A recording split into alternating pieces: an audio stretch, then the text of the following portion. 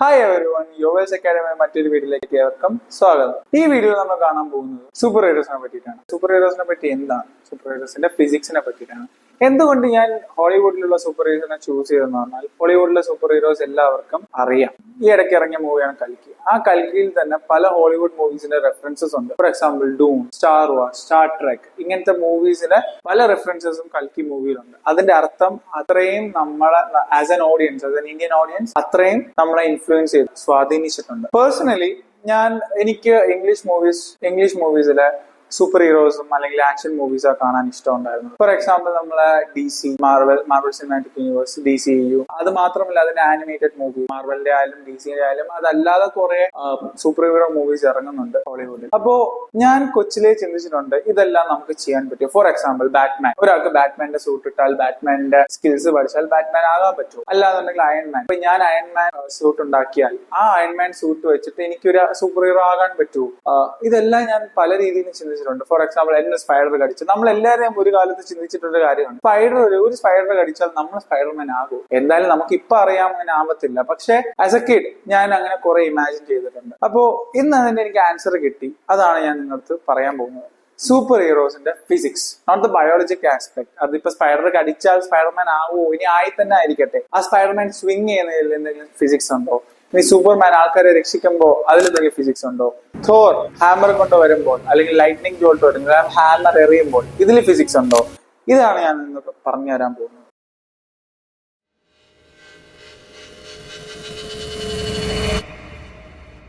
Okay, അപ്പൊ ആദ്യം തന്നെ സൂപ്പർമാൻ ഒരാളെ രക്ഷിക്കുന്നെന്ന് വിചാരിക്കില്ലേ. അതായത് ഒരാൾ ബിൽഡിങ്ങിന് താഴെ വീഴും, സൂപ്പർമാൻ അത് പെട്ടെന്ന് പിടിക്കുമ്പോൾ എന്ത് പറ്റും? ഫസ്റ്റ് തിങ്, സൂപ്പർമാന്റെ സ്പീഡ് കാരണം സൂപ്പർമാൻ സ്ലോ ആക്കിയില്ലെങ്കിൽ, അല്ലെങ്കിൽ അതേ സ്പീഡ് തന്നെ ഇങ്ങനെ പിടിച്ചോണ്ട് പോയാൽ അയാൾ മരിക്കും. അതിന്റെ കറക്റ്റ് എക്സാമ്പിൾ ദ ബോയ്സ് എന്ന് പറഞ്ഞ സീരീസ് ഉണ്ട്. ദ ബോയ്സ് നിങ്ങൾക്ക് അറിയാം, അറിഞ്ഞൂടെങ്കിൽ പോയി കാണുക. It is one of the best series. Super heroes ഒക്കെ അറിയാമെങ്കിൽ it is one of the best series. Original ഒരു സൂപ്പർമാൻ എങ്ങനെ ഇപ്പോ നമ്മളെ വേൾഡിൽ ഉണ്ടെങ്കിൽ അത് എങ്ങനെ ആയിരിക്കും, അത് കറക്റ്റ് ആയിട്ട് അതിലുണ്ട്. അതാണ് ഞാൻ ഇപ്പം പറഞ്ഞത്. സൂപ്പർമാൻ സ്പീഡ് കുറയ്ക്കാതെ ഒരാളെ പിടിക്കുകയാണെങ്കിൽ അയാള് പിന്നെ മഞ്ഞ. ഓക്കെ, കാരണം അത്രയും സ്പീഡ് അയാൾക്ക് താങ്ങാൻ പറ്റത്തില്ല, ഈ വീഴുന്ന ആൾക്ക് താങ്ങാൻ പറ്റത്തില്ല. ഇനി പതുക്കെ തന്നെ പിടിച്ചെന്ന് ഇരിക്കട്ടെ, ഈ വീഴുന്ന ആൾ ഒരു സ്പീഡിലാണ് താഴെ വീഴണം. നമുക്കറിയാം ഗ്രാവിറ്റേഷണൽ ഫോഴ്സ് ഉണ്ട്, അപ്പൊ അത്രമാത്രം സ്പീഡിലാണ് അത് താഴെ വീഴുന്നത്. അപ്പൊ ആ വസ്തുവും അല്ലെങ്കിൽ അയാളും സ്പീഡ് കുറഞ്ഞില്ല എന്നുണ്ടെങ്കിൽ ഇതേ പ്രശ്നം തന്നെ പറ്റും. കയ്യിൽ നല്ല ഇമ്പാക്ട് ഫോഴ്സ് പറയും. ഇപ്പൊ സൂപ്പർമാന്റെ കയ്യിൽ വീണാലും കോൺക്രീറ്റിൽ വീണാലും ഒരേ എഫക്റ്റ്. ബട്ട് സൂപ്പർമാനെ രക്ഷിക്കാൻ പറ്റും. അതേ സ്പീഡിൽ നമ്മൾ ഈ ബോൾ പിടിക്കുന്ന കണക്കിന് പെട്ടെന്ന് അതേ സ്പീഡിൽ താഴോട്ടങ്ങ് പോയാൽ the girl will survive, അല്ലെങ്കിൽ the person will survive. But അങ്ങനെയല്ലല്ലോ പിടിക്കുന്നത്, പെട്ടെന്നൊന്നല്ല പിടിക്കുന്നത്. അപ്പോൾ അതിനുള്ള റിയാക്ഷൻ ടൈം സൂപ്പർമാൻ ഉണ്ടെങ്കിൽ ഇറ്റ്സ് ഓക്കെ. ബട്ട് ഇല്ലല്ലോ, അങ്ങനെയല്ലല്ലോ നമ്മൾ കാണുന്നത്. രണ്ടാമത്തെ കാര്യം, സ്പൈഡർമാൻ സ്വിങ് ചെയ്യുന്നത്. സ്പൈഡർമാന്റെ കോൺസെപ്റ്റ് തന്നെ നമുക്കറിയാം, ബയോളജിക്കലി അത് ആവില്ലെന്ന്.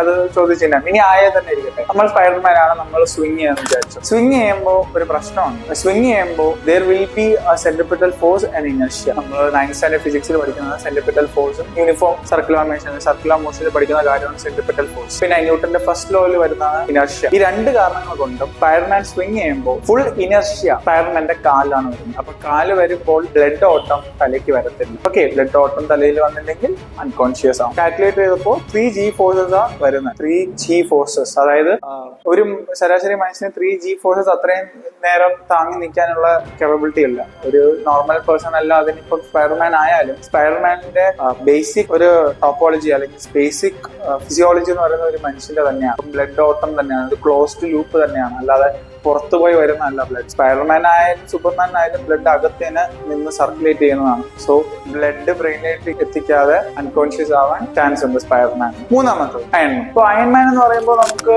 ആദ്യത്തെ കാര്യം തന്നെ പറയാം, അയൺമാന്റെ ആർക്ക് റിയാക്ടർ നമുക്കറിയാം. അതൊരു പ്ലൂട്ടോണിയം എന്ന് പറഞ്ഞ ഒരു എലമെന്റ് കൊണ്ടാണ് അത് ഉണ്ടാക്കിയിരിക്കുന്നത്. ഇൻ എ കേവ്, അയൺമാൻ മെന്റ് ഇസ് ഇൻ എ കേവ് പറഞ്ഞ ഡയലോഗ് നമുക്കറിയാം. സ്റ്റിൽ അത് ഉണ്ടാക്കാൻ പറ്റുമോ ഇപ്പോഴത്തെ രീതിയിൽ? ഇല്ല. We can't make that as of now. May be we can.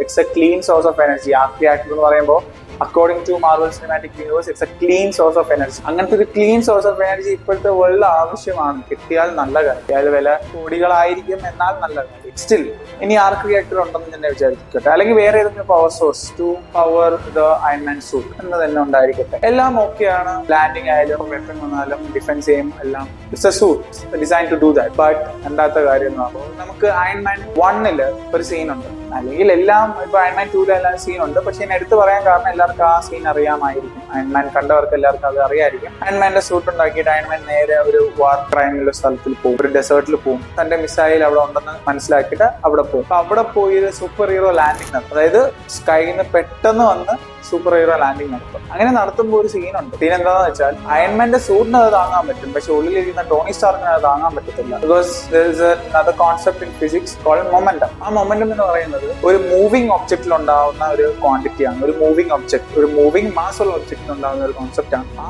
Momentum കാരണം, അല്ലെങ്കിൽ law of conservation of momentum, നമ്മൾ വീണ്ടും 9ാം ക്ലാസ്സിൽ പഠിച്ചിട്ടുണ്ട്. Law of conservation of momentum.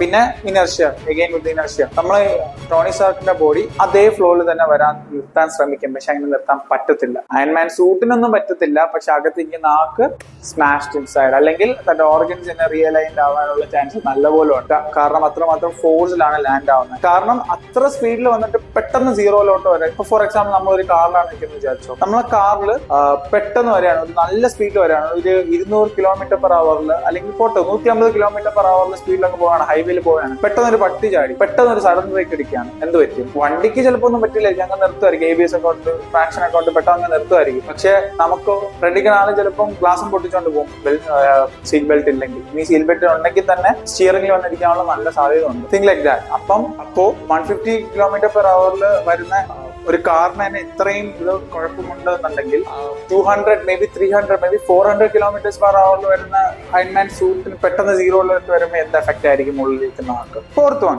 Captain അമേരിക്കയുടെ ഷീൽഡ്. അത് പറയുമ്പോൾ തന്നെ എല്ലാവർക്കും അറിയാം ക്യാപ്റ്റൻ അമേരിക്കയുടെ ഷീൽഡ് എന്തുകൊണ്ടാണ് ഉണ്ടാക്കിയിരിക്കുന്നത്? Vibranium. That is the strongest metal on the earth. Okay, അവിടെയും MCUല് മാർവൽ സിനിമാറ്റിക് യൂണിവേഴ്സിൽ it is the strongest metal on the earth. But അങ്ങനത്തെ ഒരു മെറ്റൽ നമ്മള് യഥാർത്ഥ ലോകത്തിലില്ല. ഇനി ഉണ്ടെന്ന് തന്നെ വിചാരിക്കട്ടെ. അങ്ങനെ ഉണ്ട് എന്നുണ്ടെങ്കിൽ ക്യാപ്റ്റൻ അമേരിക്കയുടെ ഷീൽഡ് വിത്ത്സ്റ്റാൻഡ്. ഇപ്പം അതിൽ വേറൊരു കാര്യമുണ്ട്. ഇപ്പൊ ചിലവർ പറയും, സം പീപ്പിൾ സേ ദാറ്റ് ഇങ്ങനെ എറിയുമ്പോൾ അത് തട്ടി തിരിച്ചു വരാൻ രീതിയിൽ അത് എങ്ങനെ എന്തോ ബൂമറാങ് ആണോ നമ്മൾ വിചാരിക്കും. ബട്ട് വൈബ്രേനിയം ആ സിനിമയിൽ തന്നെ പറയുന്നുണ്ട്, വൈബ്രേനിയം ഈസ് വെരി സ്ട്രോങ്സ്റ്റ് മാത്രമല്ല നല്ല അബ്സോർബ് ചെയ്യുകയും ചെയ്യും. ഷോക്ക് അബ്സോർബ് നല്ലതായിട്ട് ഷോക്ക് അബ്സോർബ് ചെയ്ത് അടിച്ച് തിരിച്ചു വരും. അപ്പൊ അങ്ങനത്തെ ഒരു ഫിസിക്സ് ആണ് എന്നുണ്ടെങ്കിൽ ഇപ്പോ ക്യാപ്റ്റൻ അമേരിക്ക ഷീൽഡ് ഹോൾഡ് ചെയ്യുന്നു. അപ്പൊ ഷീൽഡ് ഹോൾഡ് ചെയ്യുമ്പോൾ എന്തെങ്കിലും ഒന്ന് തട്ടുന്നു എന്നുണ്ടെങ്കിൽ ആ ഷോക്ക് വൈബ്രേനിയം അബ്സോർബ് ചെയ്യും എന്നുണ്ടെങ്കിലും ആ ഷോക്ക് എവിടെങ്കിലും പോകണം. ഒന്നെങ്കിൽ ആ ഷോക്കിനെ ബാക്കിലോട്ട് ക്യാപ്റ്റൻ അമേരിക്ക തിരിച്ചു പോകും. അല്ലാന്നുണ്ടെങ്കിൽ അത്ര ഇതാണെങ്കിൽ ക്യാപ്റ്റൻ അമേരിക്ക കൈ മാത്രം അവിടെ നിൽക്കും, ബോഡി മൊത്തം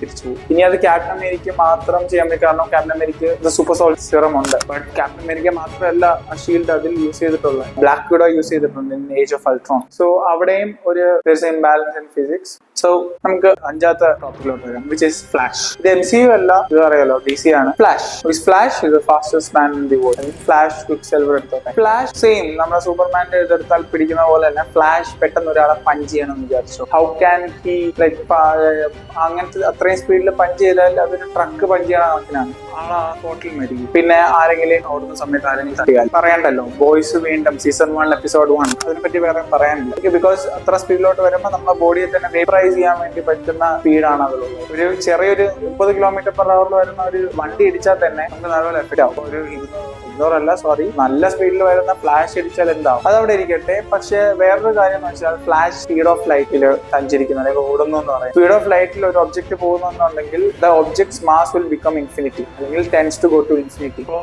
അതിനെ ഗോ ത്രൂ ചെയ്യാൻ ഫ്ലാഷിലൊന്നും പറയുന്നില്ല. അതിൽ ഒരു റീസൺ പറയുന്നുണ്ട്, which is not that much convincing. Okay, so ഏതൊരു ഒബ്ജക്റ്റിനും ലൈറ്റ് സ്പീഡിൽ സൗണ്ട് സ്പീഡിൽ പോകാൻ പറ്റും, പക്ഷെ ലൈറ്റ് സ്പീഡിൽ പോയാൽ it's mass will become infinity. ഇനി there is an explanation, but that explanation is like a twisted explanation. അടുത്തായിട്ട് തോർസ് ഹാമർ പറയുമ്പോൾ തന്നെ നമുക്ക് പറയാം, ഇറ്റ്സ് കോൾഡ് മിയോനിർ ഓർ ജോണത്തൻ. തോർസ് ഹാമർ തന്നെ ഒരു മാജിക്കൽ വെപ്പൺ ആണ്. ഓക്കെ, ഇനി ലൈറ്റ്നിങ് അതിന് കോൺഷ്യൂർ ചെയ്യാം. It can control the lightning of Thor.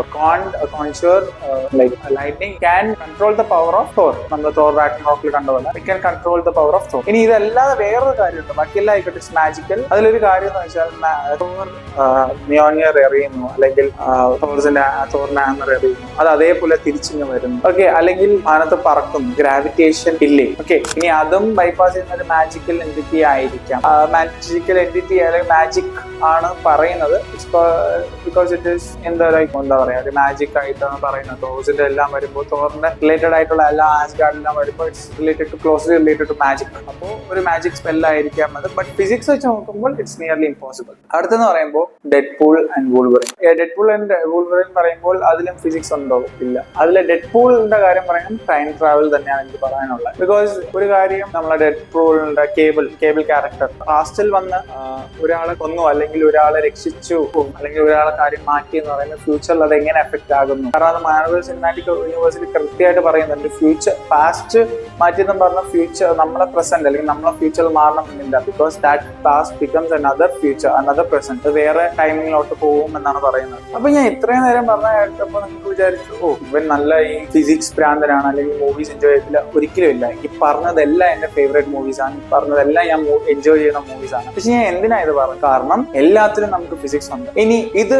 എന്റെ കാണുന്ന സ്റ്റുഡൻസ് വേണ്ടിയിട്ടുള്ള ഒരു ടിപ്പാണ്. നിങ്ങൾക്ക് ഇഷ്ടമുള്ള മാർവൽ മൂവീസ് അല്ലെങ്കിൽ ഇഷ്ടമുള്ള DC മൂവീസിൽ തന്നെ നിങ്ങൾക്ക് പഠിക്കാൻ പറ്റും. There are a lot of things that you can learn. അല്ലെങ്കിൽ ലേൺ ചെയ്ത് കുറച്ചും കൂടെ ഒന്ന് ഇതിങ്ങനാണ്, അല്ലെങ്കിൽ ഇങ്ങനാണെങ്കിൽ ഇത് വർക്ക് ആവും എന്ന് ചിന്തിച്ച് നമുക്ക് എടുക്കാൻ പറ്റുന്ന ഒരു ടിപ്പ് കണക്കിനാണ് ഞാൻ നിങ്ങൾക്ക് ചിന്തിക്കാൻ വേണ്ടിയിട്ടാണ് ഇത് പറഞ്ഞത്. കാരണം പല മൂവീസിലും ഇനിയിപ്പോ ഞാൻ പറഞ്ഞത് ഈ മാർവൽ മൂവീസില് വർക്ക് ആകാത്ത ഫിസിക്സ്, ഇനി ഈ മൂവീസിൽ തന്നെ വർക്ക് ആകുന്ന ഫിസിക്സ് ആയിട്ടുള്ള എലമെന്റ്സ് ഉണ്ട്, പറയുന്ന കുറച്ച് ടോപ്പിക്സ് ഉണ്ട്, സയൻസ് ഫിക്ഷൻ ആയിട്ടുള്ള ചില ടോപ്പിക്സ് ഉണ്ട്. അതെല്ലാം ഫ്യൂച്ചറിൽ വന്നേക്കാം, വരാതിരിക്കാം. That is all on the advancement of our we as a civilization. നമുക്ക് മനുഷ്യൻ ഇങ്ങനെ ഇത്ര അഡ്വാൻസ്ഡ് ആയിട്ട് എത്തിയിട്ടുണ്ടെങ്കിൽ അത് ഒറ്റ കാര്യം മാത്രം, ഇമാജിനേഷൻ ആൻഡ് ക്രിയേറ്റിവിറ്റി. ഈ ഇമാജിനേഷനും ക്രിയേറ്റിവിറ്റിയും കാരണമാണ് മനുഷ്യൻ ഈ കാണുന്ന എല്ലാം നടന്നിട്ടുള്ളത്. ഈ നമ്മൾ കാണുന്ന ഫോൺസ് ആയാലും, ക്യാമറ ആയാലും, ഈവൻ യൂട്യൂബ് ആയാലും ഒരു മനുഷ്യന്റെ മൈൻഡിൽ തുടങ്ങിയ ഇമാജിനേഷൻ ആണ്, ഒരു മനുഷ്യന്റെ മൈൻഡിൽ തുടങ്ങിയ ക്രിയേറ്റിവിറ്റിയാണ്. സോ ഞാൻ ഈ പറഞ്ഞ ഇതൊന്നും ഫിസിക്സ് ആയിട്ട് ബന്ധം വരുന്നില്ല.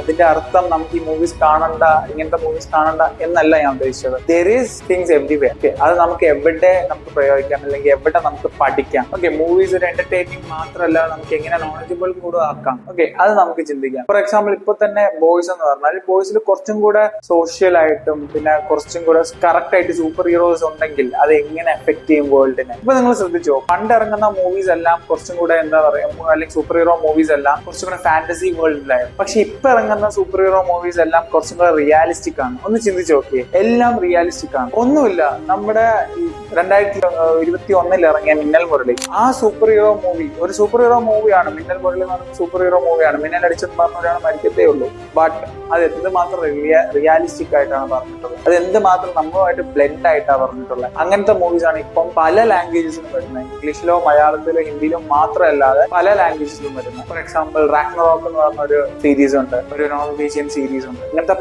പല രീതിയിലുള്ള മൂവീസ്, അതിന്റെ സീരീസ് എല്ലാം വരുന്നുണ്ട്. Because of what? കുറച്ചും കൂടെ റിയാലിസ്റ്റിക് ആയിട്ട്, കുറച്ചും കൂടെ മൂവീസ് കുറച്ചും കൂടെ എന്റർടൈൻമെന്റ് അല്ലാതെ കുറച്ചും കൂടെ ഇൻഫോർമേറ്റീവ് ആവും, കുറച്ചും കൂടെ സോഷ്യൽ സ്കില്ലോ എടുക്കാൻ, അല്ലെങ്കിൽ സോഷ്യൽ എങ്ങനെയാണ്, ലൈഫ് എങ്ങനെയാണെന്ന് കുറച്ചും കൂടെ എക്സ്പ്ലെയിൻ ചെയ്യുന്ന സൂപ്പർ ഹീറോ മൂവീസ് ആണ് ഇപ്പൊ വരുന്നത്. ഓക്കെ, അതല്ലാതെ നല്ല മൂവീസ് ഉണ്ട്. ഞാൻ ഉദ്ദേശിച്ചത് പണ്ടത്തേക്കാൾ മുമ്പ് super hero movies only for entertainment, only for എന്താ പറയുക, ഒരു സയൻസ് ഫിക്ഷൻ എലമെന്റ് മാത്രമുണ്ട്. But right now super hero movies are becoming more realistic. കുറച്ചും കൂടെ റിയാലിറ്റിയിൽ ഇപ്പൊ നമ്മുടെ വേൾഡിൽ ഒരു സൂപ്പർ ഹീറോ വന്നാൽ എങ്ങനെ നമ്മൾ എല്ലാവരും അതിനെ നേരിടും എന്നുള്ളൊരു ടൈപ്പ് മൂവീസ് ആണ് ഇപ്പൊ എല്ലാം വരുന്നത്. നിങ്ങൾക്ക് ശ്രദ്ധിച്ചു നോക്കിയാൽ, ഒന്ന് കണ്ടു നോക്കിയാൽ നിങ്ങൾക്ക് മനസ്സിലാവാന്നേ ഉള്ളൂ. അപ്പൊ അതിന് വേണ്ടിയിട്ടാണ് ഐ ടോൾഡ്. ഇതെല്ലാം ഞാൻ പറഞ്ഞത് പണ്ടത്തെ ഇറങ്ങിയ മൂവീസ് ആയിരിക്കാം, അല്ലെങ്കിൽ ഈ ഇടക്കാലത്ത് ഇറങ്ങിയ മൂവീസ് ആയിരിക്കാം. അപ്പൊ ഇതിന്റെ ഒരു ഫിസിക്സ് ആയിട്ട് എന്ത് ബന്ധമുണ്ട്? ഫിസിക്സ് ആയിട്ടല്ല, സയൻസുമായിട്ട് നല്ലതായിട്ട് ബന്ധമുണ്ട്. അപ്പൊ ഫിസിക്സുമായിട്ട് നമ്മളെ സ്റ്റുഡൻസിനെ എങ്ങനെ പഠിക്കാം, അല്ലെങ്കിൽ നമ്മൾ പഠിച്ച ടോപ്പിക്സിനെ നമുക്ക് എങ്ങനെ